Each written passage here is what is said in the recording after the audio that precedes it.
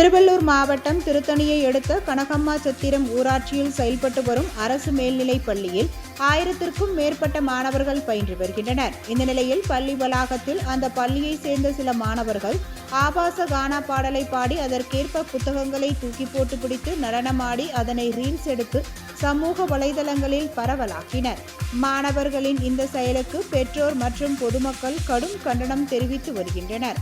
மேலும் இந்த நிகழ்வு தொடர்பாக பள்ளி தலைமை ஆசிரியர் மற்றும் கல்வித்துறை அதிகாரிகள் சம்பந்தப்பட்ட மாணவர்கள் மீது நடவடிக்கை எடுக்காதது ஏன் என்றும், ஒழுக்கக்கேடான இந்த நிகழ்வு பிற மாணவர்களுக்கு பாதிப்பை ஏற்படுத்தாதா என்றும் கேள்வி எழுப்பியுள்ளனர்.